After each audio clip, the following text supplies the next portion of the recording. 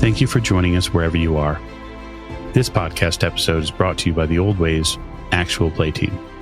This actual play uses the Trinity Continuum rules by Onyx Path Publishing. This actual play is performed by adults and in an adult setting. While we try hard to stick to language for all ages, listeners should know that this podcast may include mature themes and various hijinks. All content, including names, places, events, companies, and etc., which may bear resemblance to entities living or dead, is strictly coincidental. And now, on with the show. Thank you for joining us again on an episode of the Old Ways Podcast. I am normally your keeper Michael, but I will be releasing control to storyteller James, who is going to tell us tonight what we're going to be playing. Go ahead, James. Tonight, we are going to be doing something a little new. We're going to be kicking off something a little new and a little exciting. As you may know, usually I am in the Call of Cthulhu game as a player and the occasional keeper. Tonight, I will be your storyteller. And to my right... Hello, I'm Jake, and I'll be playing Fillmore J. Pinehurst. You may know him as Captain Omega. And to Jake's right. Hi, this is Miranda, and I'm playing Florence Fletcher tonight, wealthy business mogul and the sneak. Next at the table to Miranda. This is Morgan. I play Ellie Thompson, and I am a Wisconsin farm girl turned American spy. And the last spot at the table. Hi, this is Mike, and I'm playing Nicholas Marcross, and I am also the sneak. I hope you guys are going to enjoy what we're about to lay down. And tonight's opening, we are actually going to go back in time just a little, just a hair. We're going to go back to the golden age, radio, the dawn of television. In fact, literal dawn of television. The year is 1939. It is New York. There's a cloud or two in the sky hanging over the city itself, but you guys can enjoy those from the outside. Because where you're at, it's sunny, it's warm.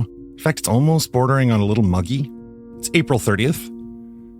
And even though it's not open, the glories of the 1939 World's Fair stand before you. There are flags fluttering in the breeze. You can already smell food cooking. And Ellie Thompson, plucky Ellie Thompson, has just stepped out of a cab. Morgan. Ellie finds herself standing outside of a gate, a stone gate. Light gray concrete. The city's hustle and bustle fallen into the background as you stand in the middle of Flushing Meadows. You've been called here, to attend and see to some of the opening procedures of a specific person here at the fair. All of that is pushed to the back of your mind because the glory of what stands before you and the sheer build-up of the senses already. People flowing in and out of the gate. Gray suits, blue suits, hats, floral print dresses. It's easy enough standing here and taking this in for a moment to forget some of the turmoil that's really building up in the world outside. Some that you've even had come almost directly to your front door. People all over the world, angry. Some here doing bad things. But again, that's pushed all to the back of your mind, the glory that's in front of you. You're at the South Gate, called the Corona South Gate, and you find yourself fishing in your purse for a ticket. A ticket that was sent to you directly in an envelope. This ticket is a special souvenir ticket. It has your name printed right on the bottom. You've found out in the newspaper that most people just have a normal ticket that they had to purchase for 50 cents in this economy, which that's walking around money right there. That's 2 bits to rub together. Nowadays, who has 2 bits to rub together? Not a lot of folks. So, with ticket in hand and the sun beating down on your head, what are you doing? Does the ticket have anything on it, like where I'm supposed to go? On the back, written in pen, is Hall of Industry. And at the bottom, or underneath Hall of Industry, it says Pinehurst. I'm assuming I don't know where that's at. Is there any maps or anything up that I can, find my way to the Hall of Industry? Oh, you take a look around. As you approach the front ticket gate, you don't see any maps available per se, not for free anyway, not large billboard style, but there are a couple of map vendors standing outside, already hawking various maps. Get your maps here, right here, 25 cents, map to the World's Fair, hand-drawn by artists. Another one off in the distance. This is the authentic 1939 World's Fair map, ladies and gentlemen. It only costs 25 cents. 25 cents, that's right. Find your way around. Don't waste time being lost when you could be found at the World Fair. I dig in my purse for 25 cents, and I walk up to one of the map vendors to procure a map. Here you are, ma'am. Sir. He takes the quarter and drops it into his pocket. He hands you a folded up map. You unfold it, and it's a large red and black print map. For all of its first appearance, it doesn't seem particularly impressive until you really start to look at it. So as I said, you find yourself at the South Gate. The flow of people in and out as they pass around you reminds you a little bit of fish in water. One thing you do notice is that even though the world outside does seem to be fairly tumultuous right at the moment, most of these people seem to have smiles on their faces. They seem to be having a grand old time. You see people walking around with little bits of food. You hear music drifting through the air. The time is about 10 a.m. All right, I am going to review the map to the most direct path to the Hall of Industry. And once I locate that on the map, I will briskly walk that way. After a moment or two of looking, you see that roughly in the center of the map, or definitely in the center of the design of the map, where most of the map seems to be pointing to, radiating out from the hub of what's on the label in the map as the Democracy, just to the right of it is the Hall of Industry. You see on the map, and when you look up, it's impossible to miss, a 200-foot tall white sphere and a 700-foot tall white spire next to it. They're impossible to miss. They stand out across the skyline. Anywhere you're standing, you can point directly to them. And though you're fairly certain they seem to be sculptures, you find that their presence is almost kind of a little assuring, because you feel with this map and those, it's almost going to be impossible to be lost at the fair. So you head off towards the Hall of Industry. Map in hand, you get to the ticket gate. Morning, ma'am. Ticket, please. I hand over my ticket. I am due to go to Pinehurst in the Hall of Industry. One moment, ma'am. He flips open, grabs a clipboard, and he begins rifling through pages. Oh, yes. Yes, ma'am. Professor Pinehurst is in the Hall of Industry.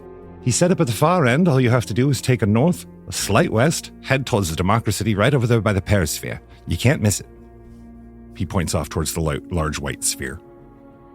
Perfect. Thanks so much. And I start heading that way. He tips his hat to you and gets his smile does not fade for even a moment when he turns to the next person. Morning, sir. As you hear him say as you walk away, his voice lost in the din of the crowd as it kind of envelops you.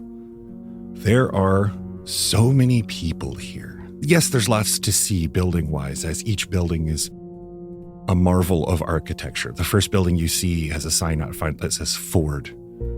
You assume the auto manufacturer. It has a spiraled ramp out front and long terraced buildings with a sweeping of road in front of it called the Avenue of Transportation, which is where you're standing now. You can see a road heads up between that and another building that says General Motors. You kind of chuckle to yourself, wondering what sort of competition gets on in that small street between them. But you head north, and it seems to be the fastest route. Yeah. You pass a building called New York City, and a building just says the word pharmacy on the outside, which is wedge-shaped and long. And you finally come to a large columned building with many doors out front that says the Hall of Industry. And as you walk into its marbled hall and begin to see its many sparkling and metallic sheened splendors, we'll get back to you. Nicholas. Yes. Bonjour. Buongiorno. Nicholas, you have been here sent by your employers since about 9 a.m. You came in with some of the first round of the immediate concession crew and the maintenance people who were sweeping these brand new streets that, unfortunately, because it's this close to New York City, already seem to have developed a small amount of grit and a piece or two of paper that are flowing down them, although this is literally a handmade new city. Yeah, that doesn't surprise me. It seems a testament to New York's ability to grime up anything. The Big Apple, as you've seen, has a pretty dark core. Yeah.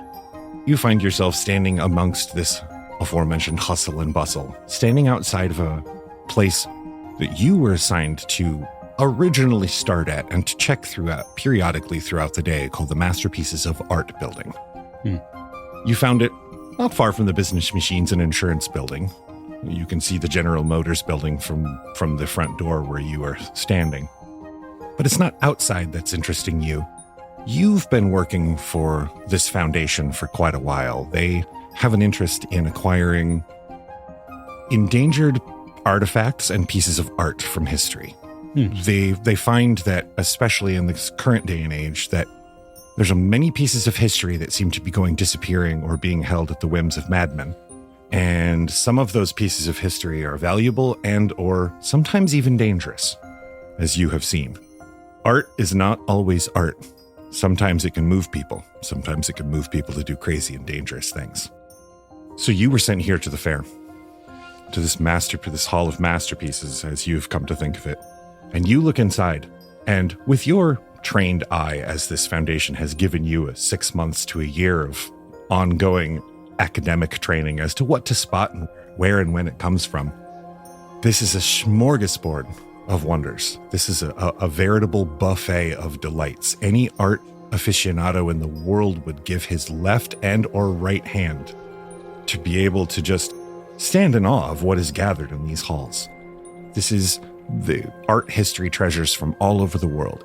This has just the halls and halls, and it's hundreds and hundreds of feet of paintings that are being guarded by gentlemen in blue suits with occasionally you'll see a .38 revolver at their hip or a nightstick, but they seem to be almost oblivious to what they're actually guarding. More of just you've heard more than once well, I guess it wouldn't hurt if you touched the frame just once today, which of course made you want to throw up in your mouth a little bit. Just a little. Now you've come to realize that while they're a little, you wouldn't call them incompetent, but not exactly apt. They seem to be more of the inept variety. Yeah, they're likely more paid eyes and friendly statues. Yes, and you have definitely noticed that a good majority of the security that you have talked to today had a specific accent, and a lot of them had a very similar accent to one another. They had, what we call a local accent. Yeah, buddy, don't touch your paintings. I'm going to come over there. I'm going to smack you in the chops. And so you do feel that perhaps they're mostly local boys. That being said, they all seem to be doing their job fairly well. You do know that you were also sent, obviously, to engage in another scenario, as it were. Mm-hmm. And it's getting to be about that time as you hear the chimes that signify the gates opening for the fair. Wonderful. And people begin to fill the streets. It's like flowers in spring. First, it's just 1 or 2, and then 20, and then hundreds and hundreds of brightly colored suits and dresses, people with smiles, young and old, children carrying helium-filled balloons and noisemakers, riffraff and food everywhere. Okay. Yeah, so I guess my question then is, what is the party piece which I am here to either examine or collect? There is actually a gauntlet. It is a silver gauntlet. It's created in the 11th century. Supposed to be the gauntlet of a saint who was originally a knight or a warrior of some sort, and he cast this gauntlet off, and he took up the mantlehood of a saint. And his gauntlet now apparently had some sort of mythological folklore ability to either heal or strike down people who touched it. Oh, well. You do know that it's an extremely valuable piece. We're talking probably $1.5 million on the American market currently. Yeah, so it's an astronomical amount of money. Yes, ridiculously. Okay, it's more than walking around money. That's folding money right there. But it seems to be pretty well contained. It's in looks like a crystalline glass box with metal clasps on the corners to hold it together. And it is currently chained to a table that looks like it is bolted to the floor. So you don't feel like it's going to go anywhere. It seems like Barney Fife here has things on lock, as the kids say nowadays. And you do know that you have seen a lot of people beginning to flow in and out through the center of. So you figure maybe now is probably a pretty good time to try to get over to your other obligation. Very well. And the other obligation is? You know that you were told to go to the Hall of Industry, and you were to examine clandestinely, although not in a offensive way. You were to clandestinely examine the works and the display pieces of one Fillmore J. Pinehurst. Professor Fillmore J. Pinehurst is presenting a device, and your foundation seems to have a certain overwhelming interest in it. The device reportedly would allow the user, once it's charged and properly set, to take a small sample of a matter or energy and define what it's made of and how old it is. That sounds fascinating. It seems as though the device is about the size of 2 bread boxes, and that just blows your mind. The concept of it being smaller than a building just blows your Fruit Loops right out of the bowl. Well, then with the gauntlet well protected, I'll make my way over. Alrighty. You begin your sojourn across the way past the extremely large white sphere in the middle of the fair itself, which you have come to find out in your bit of research back and forth today is called the Perisphere. And the spire next to it is called the Trilon. The Trilon is you didn't catch who the artist/architect was that built it, but it's supposed to be some sort of commentary on modern industrialism or something along those lines, and the glory of creation. You're not 100% certain. So you begin heading towards what you were told, the Hall of Industry. Correct. All right. Miranda. Yes. Your taxi arrives. Your taxi ride was nowhere near as pleasant as one that was mentioned earlier. This taxi driver really seems to believe that speed is what earns him the money. He doesn't seem to understand that the longer you're in the cab, the more money he makes, because he drove here at speeds that you're fairly certain peeled the paint off of the outside of his yellow checkered cab. However, you do arrive, and at least it was paid for by someone else other than you. It goes on a corporate account. Like a lot of things that you will be paying for today, it goes on a corporate account. Rockwell Investments, the firm for which you work, seems to want to take care of you as much as possible.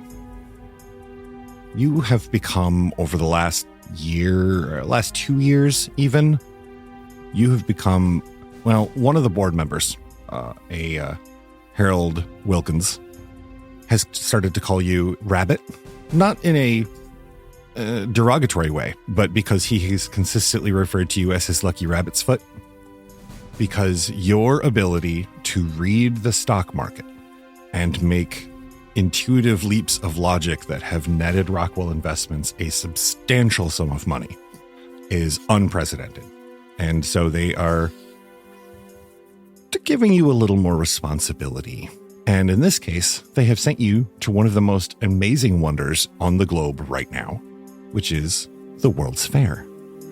You're standing outside, and very quickly the cab ride, that unfortunate cab ride, which could have been an amusement ride into itself here at the fair, fades from memory and is replaced by this wonder, this glorious triumph of people, engineering, and fast building. Having some experience with the financial world, as you look around, you realize exactly how expensive this place must have been. And I mean like quite expensive. For them to build it over the course of just a year or two is, you have a hard time wrapping your brain around the corners they must have either cut or the amount of green that they must have thrown into that hole to make it happen. Hey, not your money and not something you have to worry about. You begin to stride forward. You very quickly pull your ticket out of your hand purse. And it, again, has your name on it, a special souvenir ticket that you were sent, this time by your company, Rockwell Investments.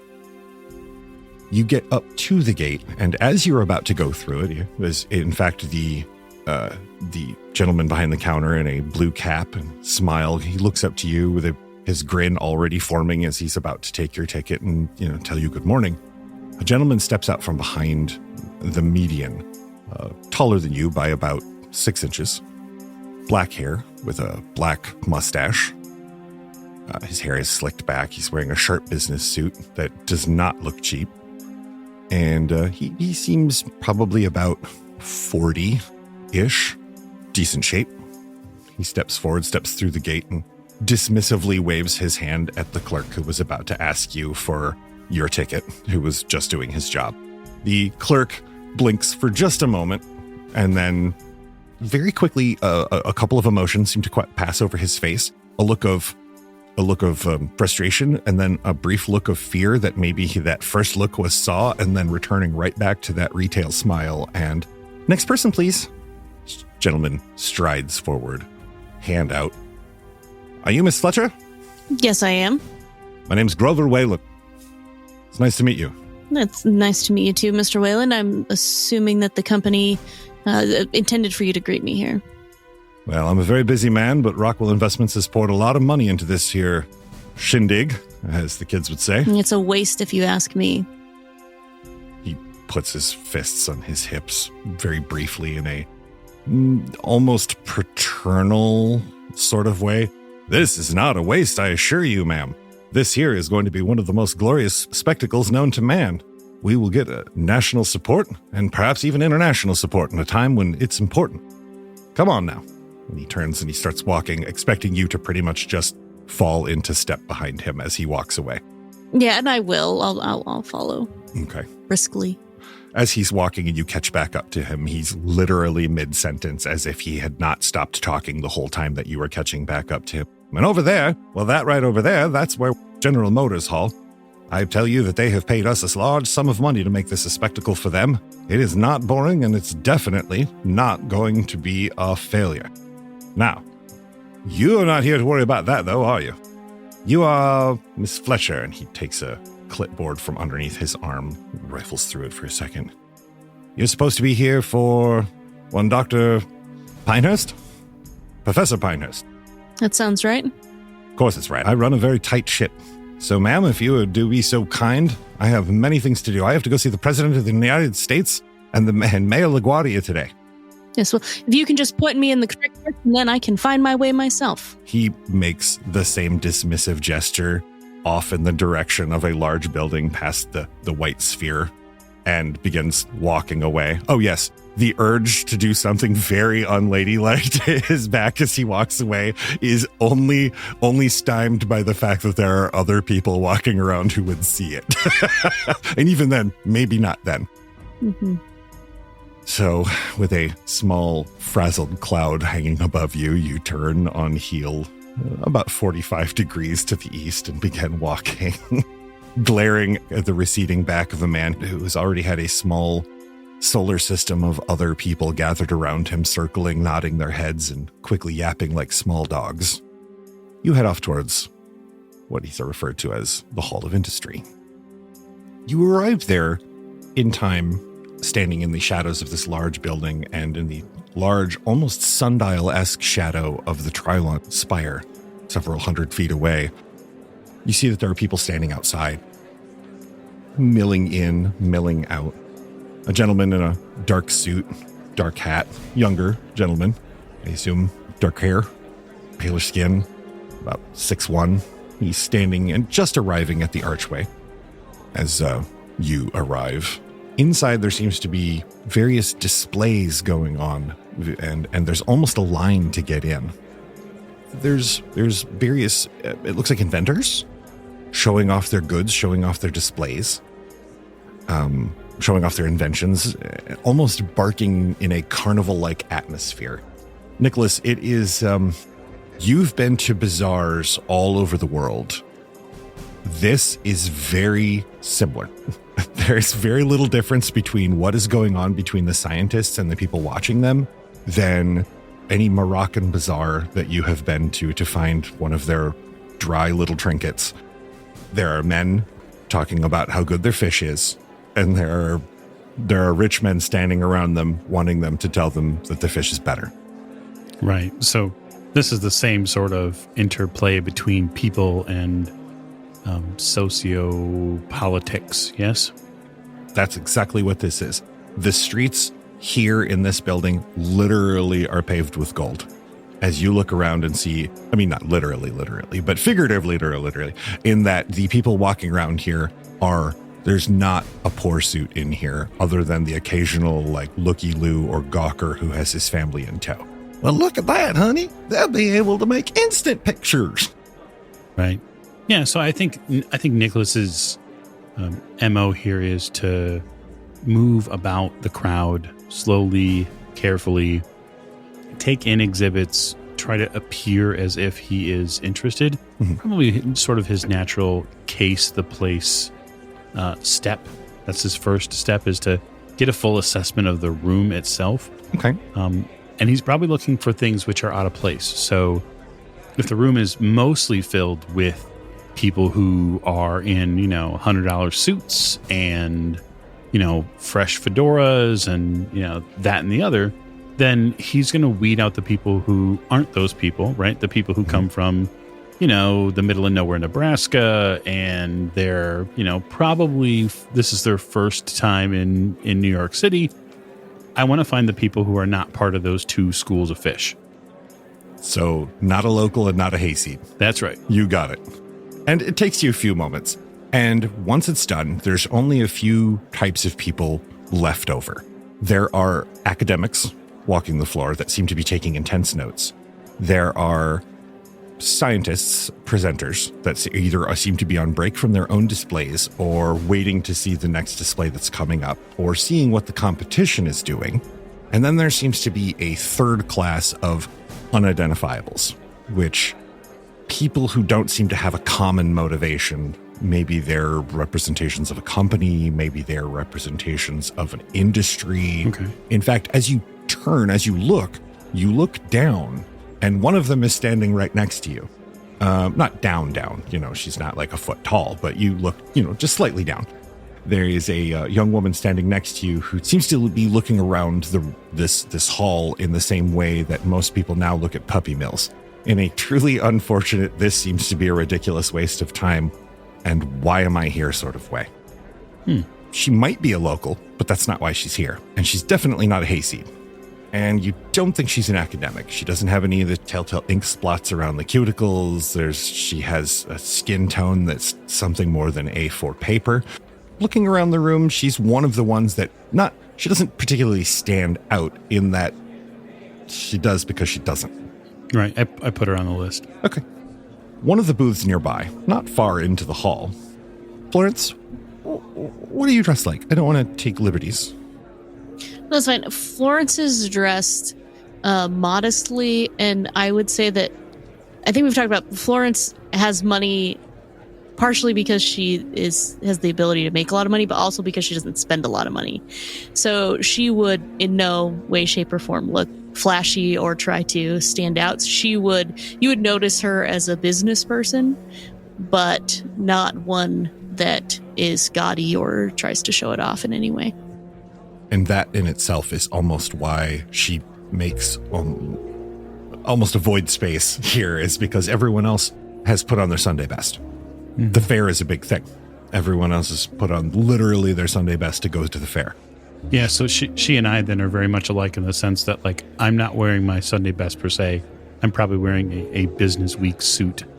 It's not that I'm unkempt by any means, but I did not dress up to be here. Right. And in the time it takes you to essentially just kind of case her and the room, she passes by you. Her eyes seem to alight on something. Miranda, you see a bit further down the hall here is a booth.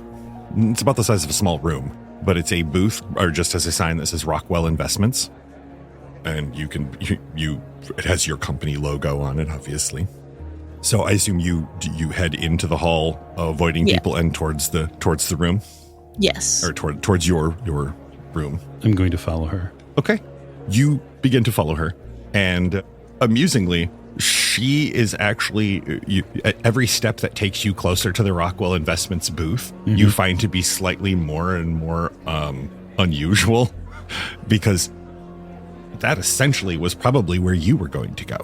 Oh, fantastic. So, yeah, because standing at the Rockwell Investments booth are two people. One, Morgan, what does Ellie look like? She's probably about 5'6", 5'7". She's got longer brown hair, blue eyes. She's probably got tan skin. She spent a lot of time outside, and she's dressed to blend in at the fair because that is what she was trained to do. Okay. So she's wearing, nice outfit, but nothing, she's not wearing tinfoil and Man from Mars kind of getup or anything. You introduce yourself to the gentleman at the booth, who is, Jake, describe yourself. Describe what Fillmore looks like. He's about 6 foot tall, thin, brown tousled hair. He's always wearing goggles. And he wears a suit, but the coat is on the chair and his sleeves are rolled up. And he's got kind of a twitchy franticness to him. This woman walks up to you, extends a hand. Morgan, you extend your hand to him, and she introduces herself as your liaison to the World's Fair and an aide to help you in your displaying. Morgan, that's what you were told you were doing. As an assistant, is what you were told. Professor? Yes. Who do I have the pleasure of speaking to? I extend my hand. I'm Ellie Thompson. I was sent to be your assistant during the World's Fair. Oh, fantastic. I can always use some more help. Sure. What can I do for you? Right now, I need you to hold this right here so I could get the soldering gun in there. He hands you a piece of equipment that, under your best examination, you have no idea what it does. You do know that it's vibrating slightly and it's humming. She is, I am typically unafraid of any situation. So I just take the piece of equipment from him and, okay, do you want me to hold it like this? Yes, that's perfect. All right, Jake, you get to be the inaugural first roll of the game. I would like you to make me an intelligence and technology. So what Jake is going to be doing is, in the system, each stat, attribute, or skill has a series, a number of dots. You add the dots of your attribute plus the dots of your skill. Each dot represents a d10 you roll. Your difficulty, sir, is going to be 8. So for every die that you get above an 8 in the system for talents, which is what you guys are considered, I believe it is 8 is the basic difficulty. If you roll a 10, roll it again. That's considered one success and then a possibility for another success. There are some abilities that give you 8 and 9 again. That's called a 10 again. So you want to get as many as you can above 8. Okay, do any of my talents or edges or any of that? What do you have for edges? I believe Mr. Fix-It and Gadgeteer. You may utilize your science as a secondary. Yeah, so you just add them dice right in. Yep. Okay, sweet. Yes. 2. 2 successes. Okay. First of all, this machine that you're holding doesn't get any lighter over the course of the next 2 minutes as he's fiddling with it. He seems to get lost in the fact that it's being held up by a human and not by a machinery rig. So it takes him kind of a moment. He starts to hum a popular tune that you're pretty sure Benny Goodman created. And eventually, right before you're about to drop it on the floor, he scoots a stool over underneath it and you can put it down on the stool. The moment he takes the screwdriver back out, it makes a sound and the vibrations stop. It begins to light up a little bit, but not much, just a light glow in a few of the Nixie tubes that are along the top. They're putting symbols up. You don't recognize the symbols. You're assuming he does. So did the company tell me what the device is that he created? You had not heard what the device was, just that it had generated a certain amount of interest and that you really needed to see it for yourself as well as the person that built it. So, Professor, what does this device of yours do? So this is fantastic. It allows you to take a tiny bit of material, put it in there, analyze it, and you can find out what it's composed of and how old it is. Oh, well, that sounds like it would be very useful to the scientific community. Absolutely. Now, if only other people would recognize that.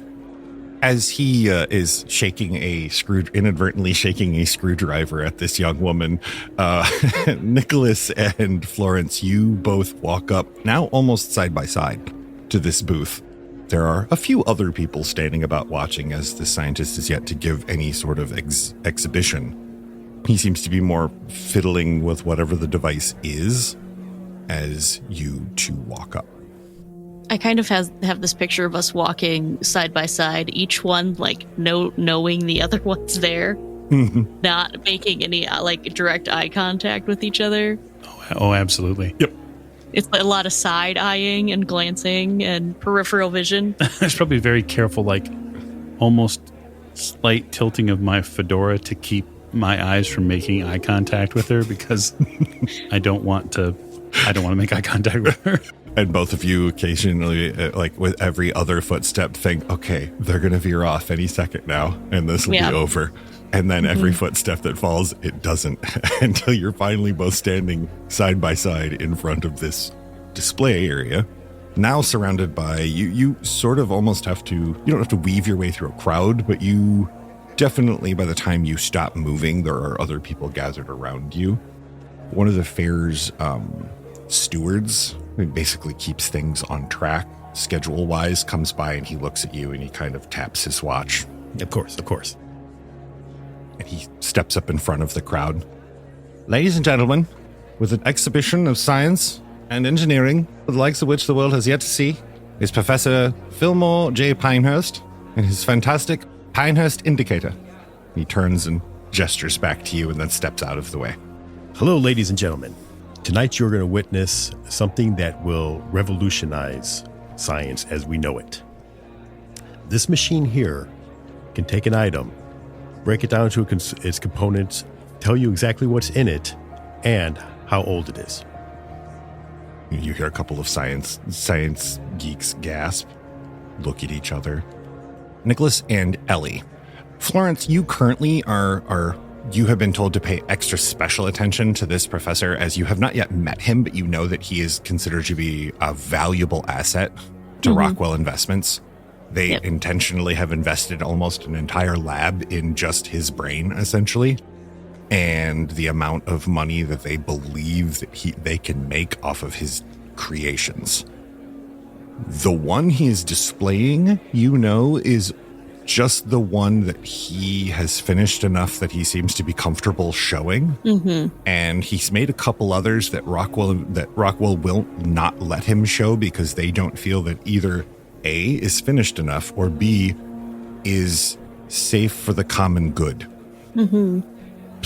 Also proprietary information. All of it being proprietary, yes, absolutely proprietary. So you are watching him operate this device.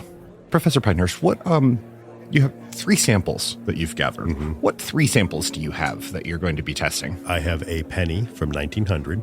Okay, interesting. All right, I have a piece of wood from my apartment building. Okay. And then I have something more interesting. Liquid. A liquid? Yeah. An unidentified liquid? Yes. Okay. So you take each sample in turn. You see him take the first sample, and he lifts a penny. See, yep. I get up close to somebody so they can read the date off of it. 1900. Yes. I place the machine, turn it on. Ding! And a reel of paper comes out with information scribbled on it. I tear it off, and then I go to one of the people in the crowd. Say, "Can you read that?" He takes it. 98% copper. From looks like what is that? I don't know what that word. It's Manibia. Manibia. It looks like that may have been where it was mined. But where the copper was mined. Yeah, that is yeah. You hear a couple of people not scoff exactly, but like, oh, there's no way that could be happening. So then you turn to the wood. Yes. You put the chunk of wood into it, and then eventually it spits out that little reel of paper. It says that it was grown from a deciduous tree in the Yonkers region of New York in 1910. So you assume that that's probably where that wood came from before they built your apartment building. Last one. I was just going to say, as we're watching these processes go on, Yes. would it be reasonable to test the basis of these theories with intellect and science? You absolutely could. Yes. Like, okay, so the machine is doing a thing, and sure, okay, to me, the penny test is, well, we already know the date on the penny because, well, it's printed on it. The wood is a little bit more fascinating, obviously, but these could all be redone in the background. What I'm trying to figure out is what is being proposed or utilized here by the professor. Is it scientifically possible to even do what he's saying? Or is it scientifically possible to have the machine do what he says it does? Give me an intellect science roll. Yeah, 5 dice. Voodoo up the dice. I'm going to try. These are the Eldritch Glam dice. Ooh, they're pretty. They have given me 1 success. 1 success. Okay. So hearing what he's saying and watching what he's doing with this machine, it would be possible, perhaps, if the device could break whatever the item is down and then reference it to samples that it had already taken in.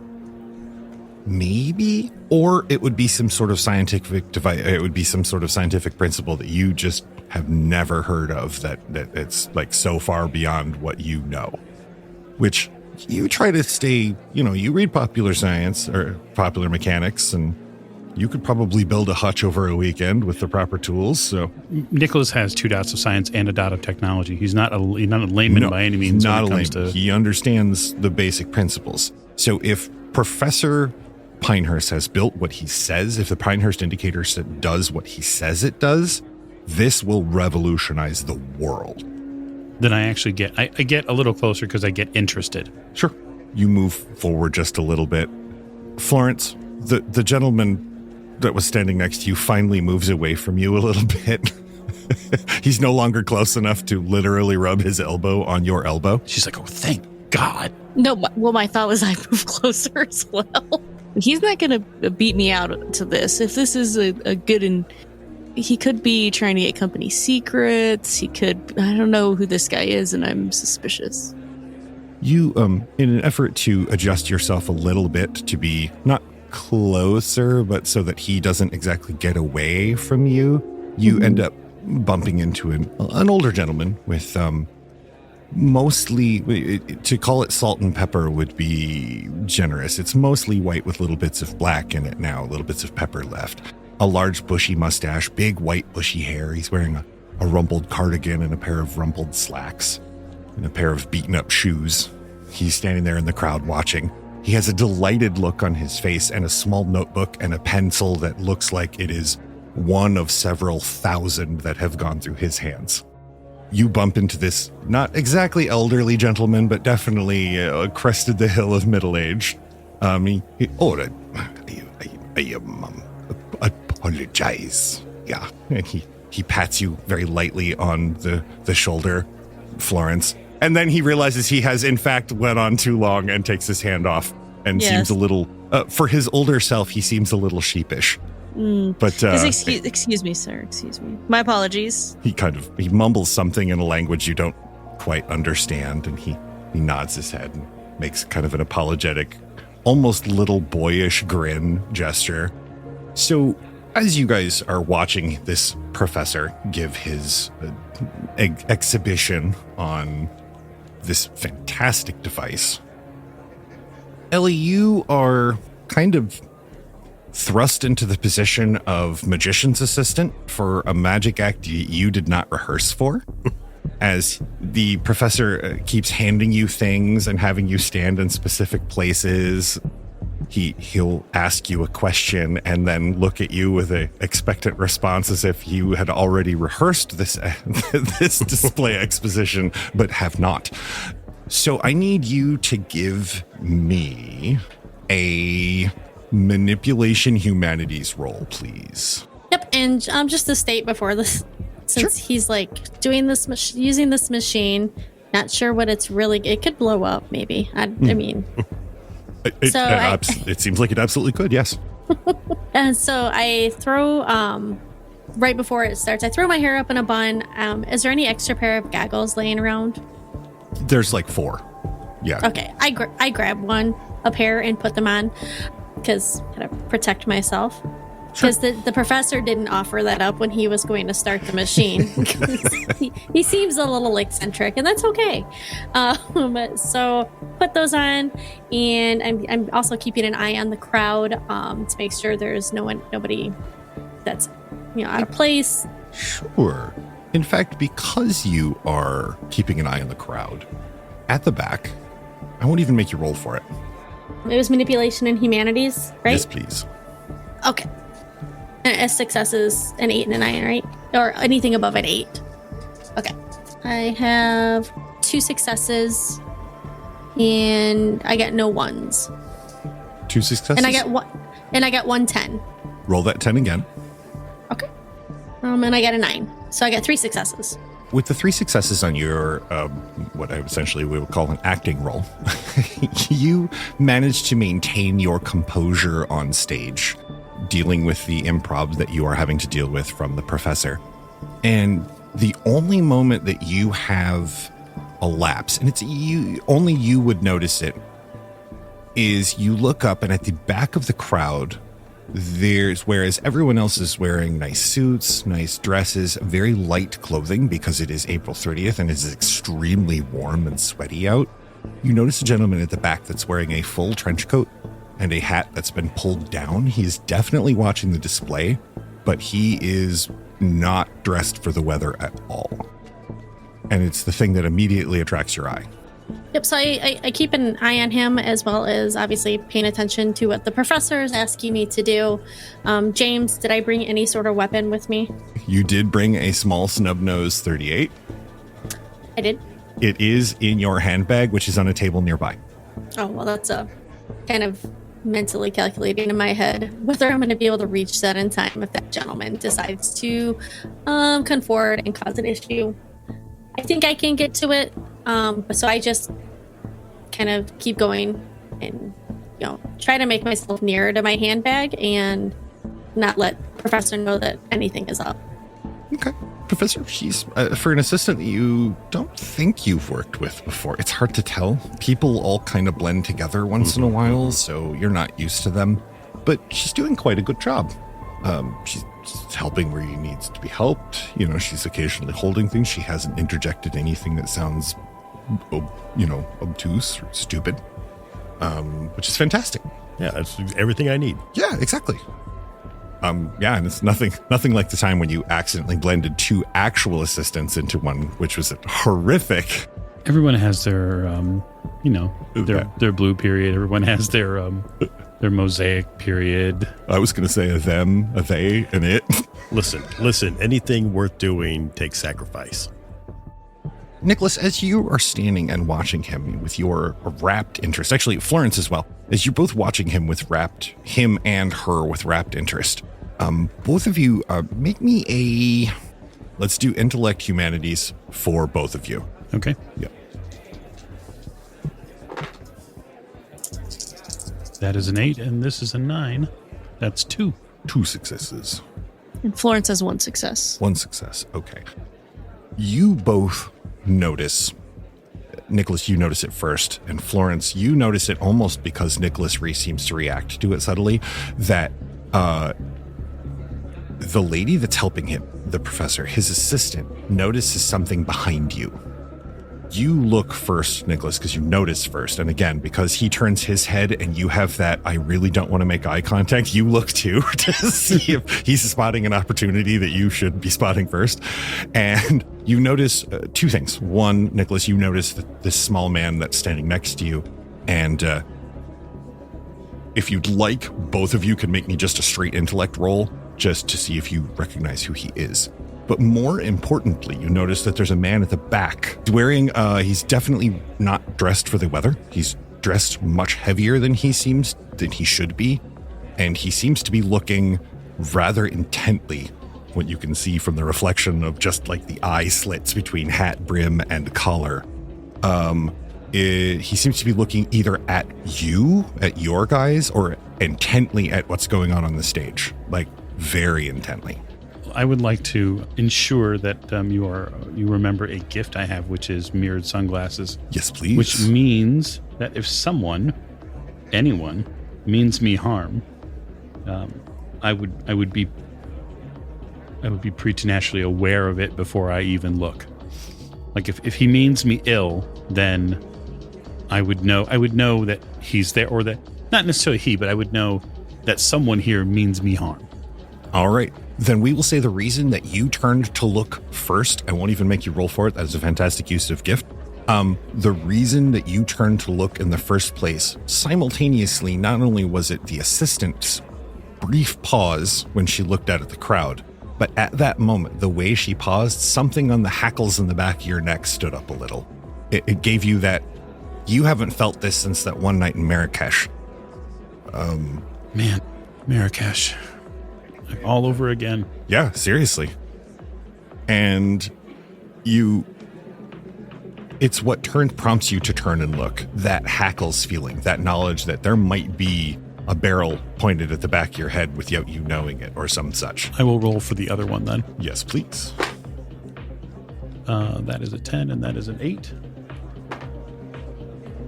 So that's just 2. All right. So you, as your eyes sweep the crowd, your eyes go towards the person in the back, but they alight briefly on the person standing between you and the woman whose eyes you are desperately trying not to meet because it's just awkward as hell at this point. And the rumpled old gentleman between you have actually seen in the newspapers fairly often over the last couple of years. In fact, he's been working on quite a few important things for the government. Of the American government, not the New York government. In fact, he has been working on what they are calling atomic power, something about splitting atoms. And he is an Austrian-born gentleman by the name of Herr Einstein. Would I know his first name? You believe it's something with Albert.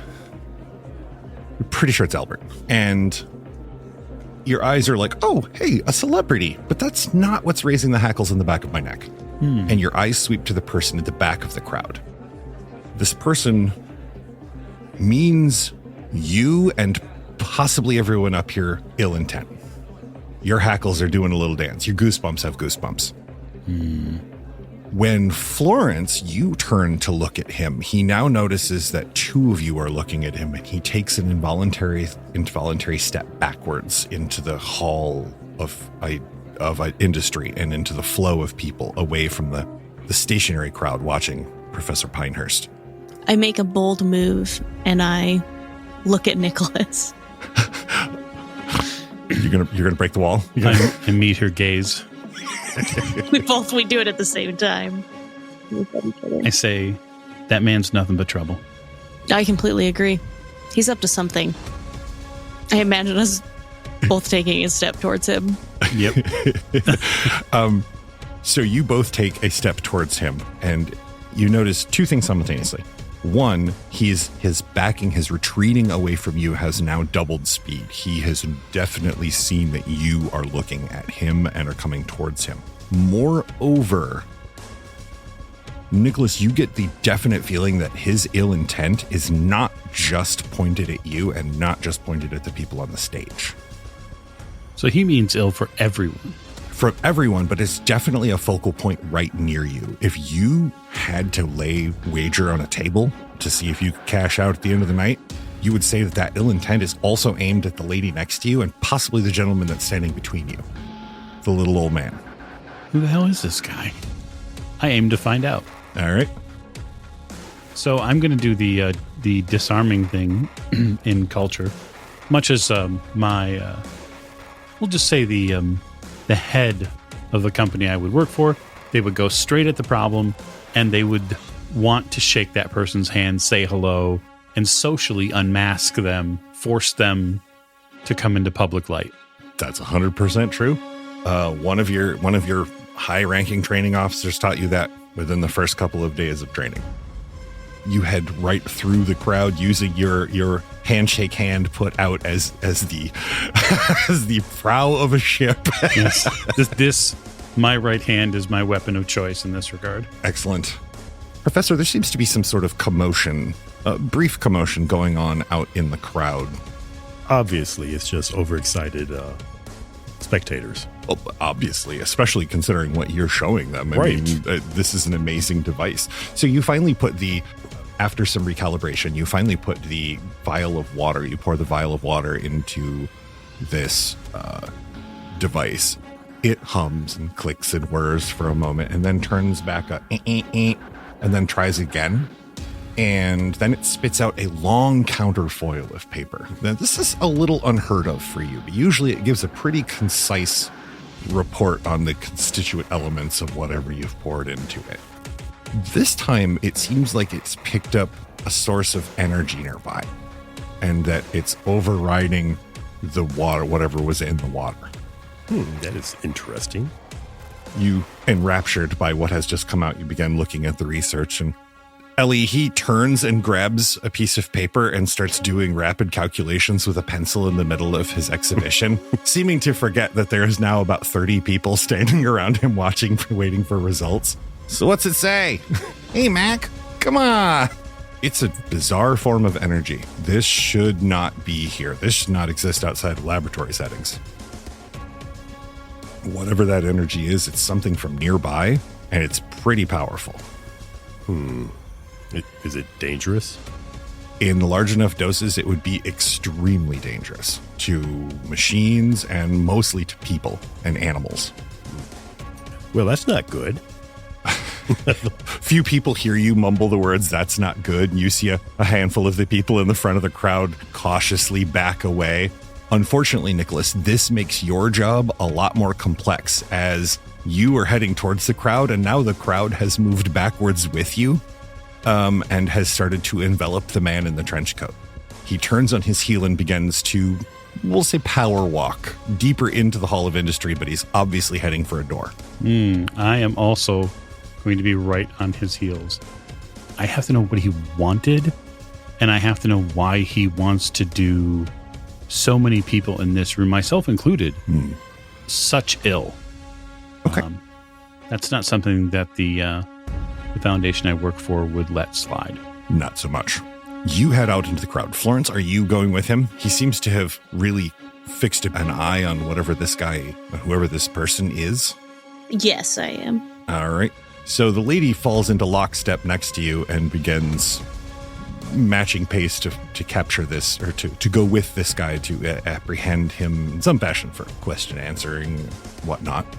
You finally finish your calculations, Professor, and you look up and your crowd has pretty much all dispersed. There's like one kid with a balloon and his finger in his nose up to like the second knuckle, and like a couple of people standing there hoping that more science happens, that something fun happens.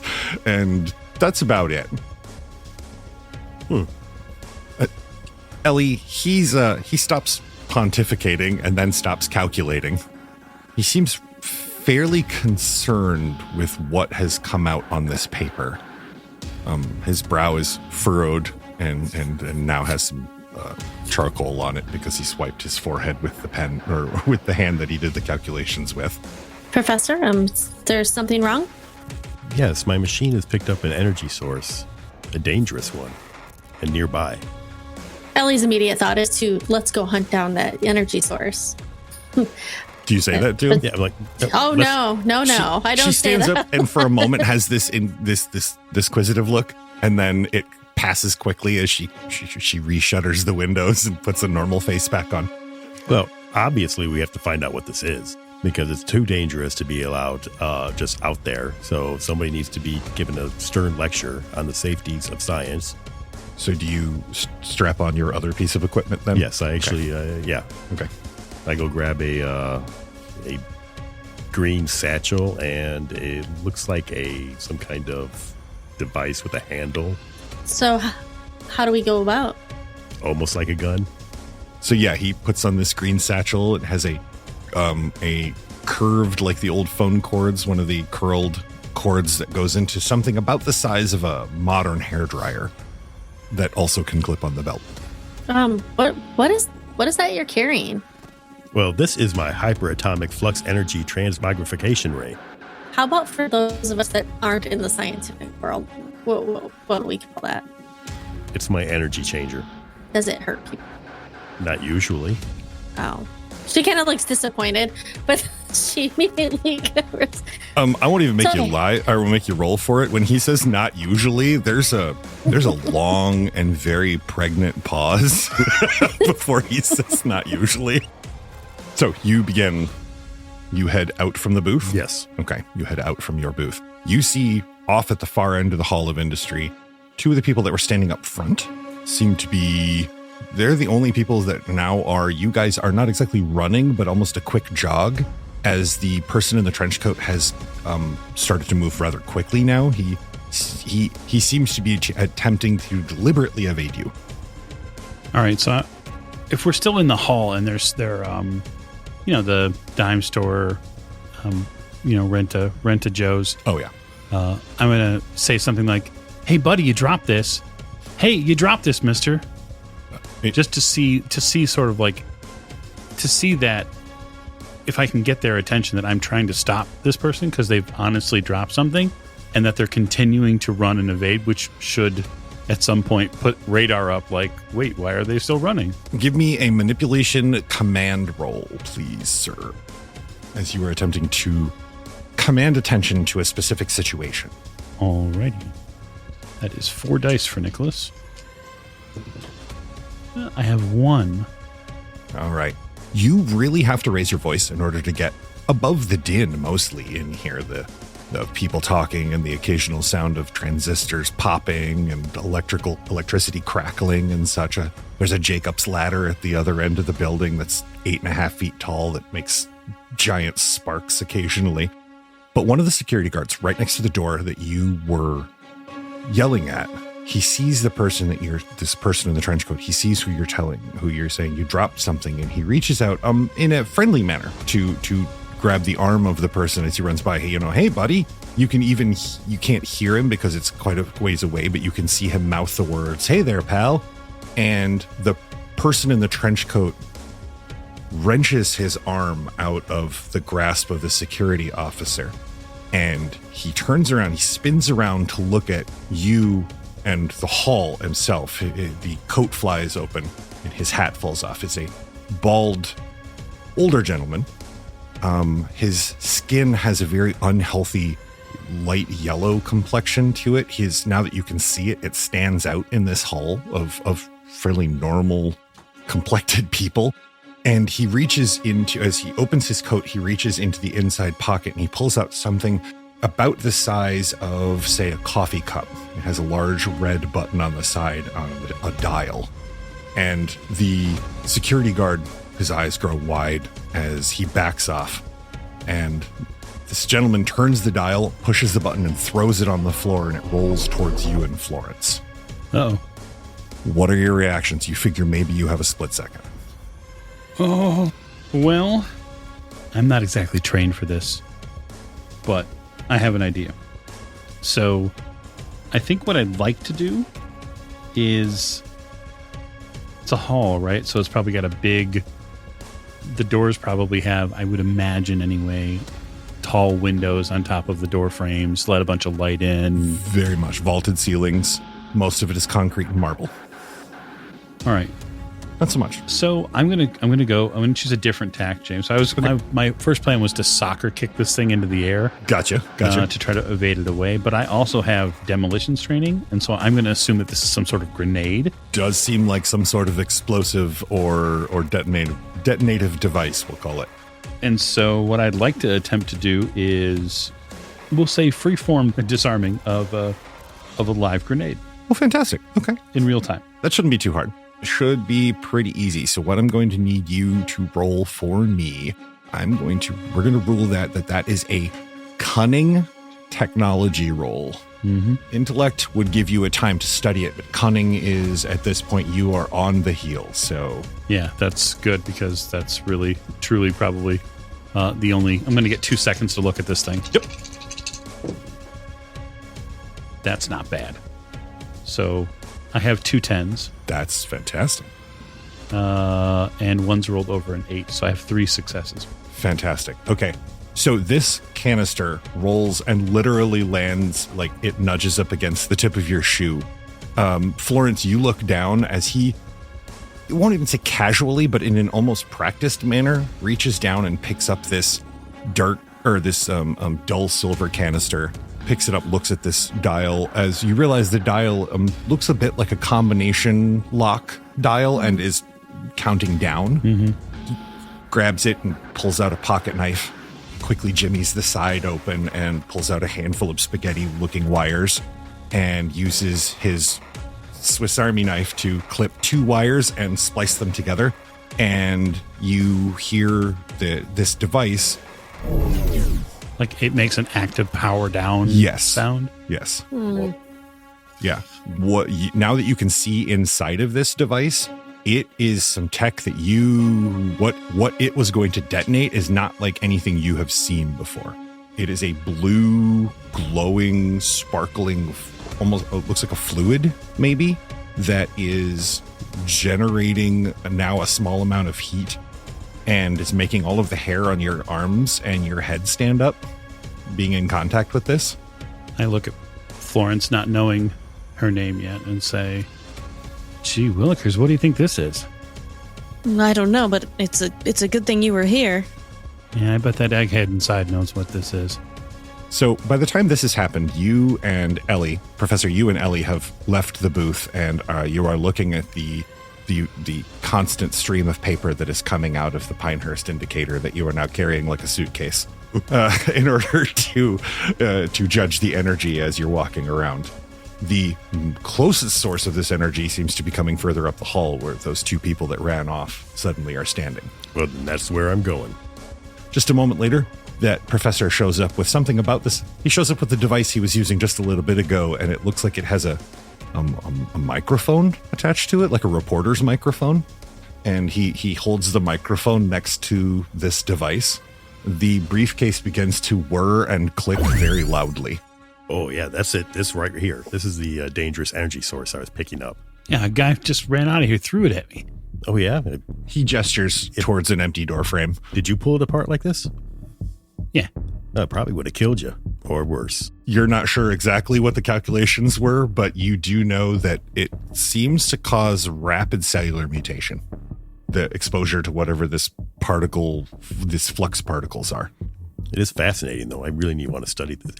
Anyhow, where did it come from? The guy, like, sort of absentmindedly look over my shoulder at the empty door frame. Yeah. There was a guy at the back of the hall. He was all wrapped up and had a hat on. He points towards a security guard who's now standing in the middle of this door frame, mouth agape, and there's literally a stream of, like a string of drool falling from the right side of his mouth. That ain't right. No, we need to talk to this guy. I'll hustle on over. You guys all walk over, and Yeah. so you get over to this security guard, and you not surround him per se, but you approach him as a group. Who is talking to him, and who is approaching him first? I mean, it sounds like Nicholas is. Yeah, I'll approach him. You step over the small puddle of drool that has soaked the front of his shirt and is now accumulating next to his shoe. Give me an intellect medicine roll real quick. Anyone who wants to. Doesn't just have to be Nicholas. Anyone who wants to make me an intellect medicine roll. Is this the same security guard that like touched that guy? It is. 2 successes. Let me see what I have for intellect medicine. The professor is busy fiddling with his device. The new device. 1 success. Yes. For Florence. 1 success for Florence. Okay. Ellie, were you running or were you going to roll? I have a 0 in medicine, so I won't be rolling anything. All right. Well, you can still roll. It would just I be can roll intellect. Yeah. It would just be the straight intellect. You get less dice. I can. I mean, that's what I did. Yep. Okay. I got 2 successes. 1 was a 10. And so that's 3 successes. Okay. You and Nicholas actually it's Ellie that points it out first as you guys are looking him up and down. Florence, you notice the obvious thing. His hand where he touched this professor guy, the skin on his hand and up his arm has turned that same almost jaundiced yellow. And the area where the yellow and the normal skin tone meet there's a red ring almost, like you get between healthy tissue and frostbite. Nicholas, you notice that, he has not moved. Even his arm, you notice, is still stretched out slightly, like it was when he grabbed the guy. But what you notice, Ellie, is that his pupils take up almost the entirety of the color in his eyes. Like they are so dilated. He's standing there, drool literally coming out of his mouth, stock still like a statue. Are any of you bumping him, touching him, jostling him?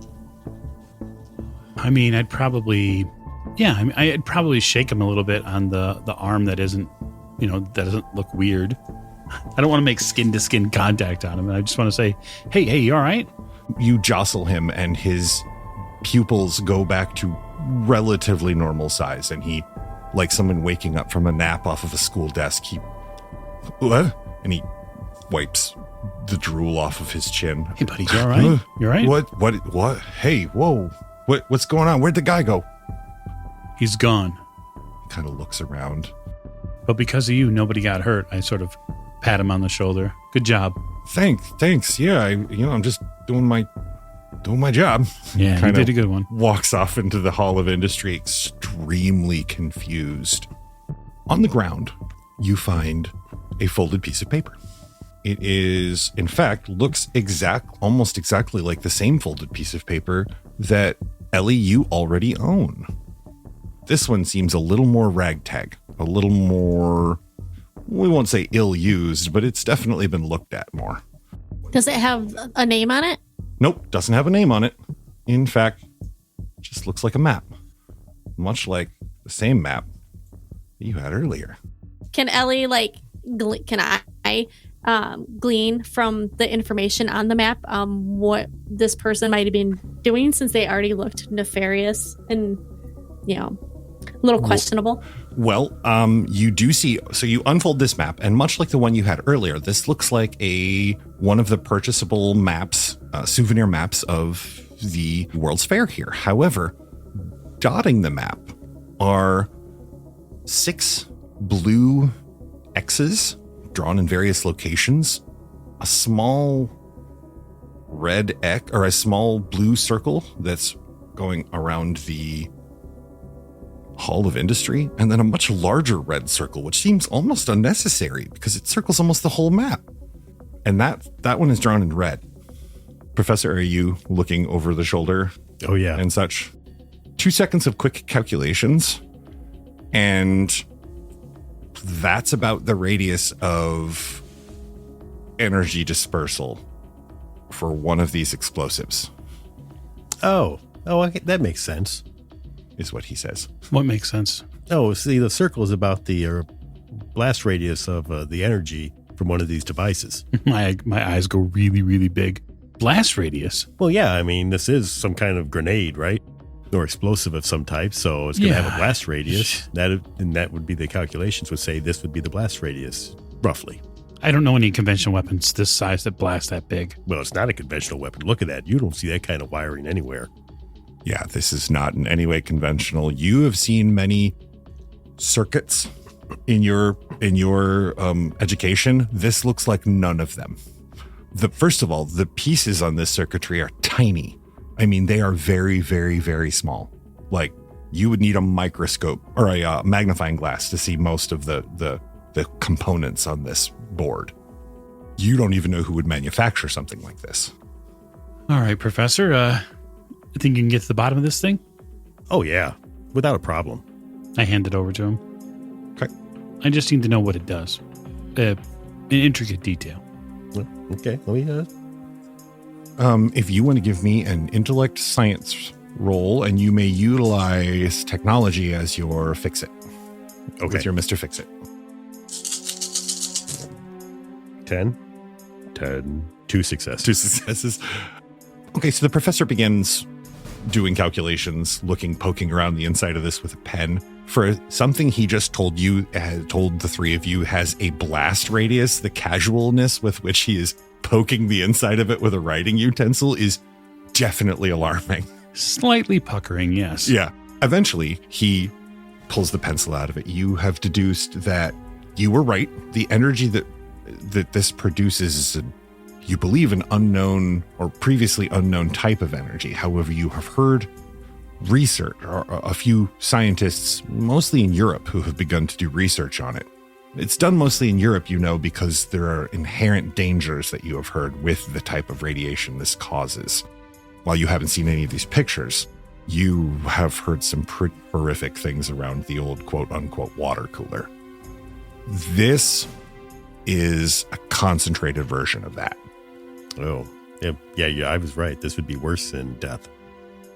Worse than what's worse than death? Well, we're talking about rapid mutation of your cellular makeup, turning you into something like a mutant else.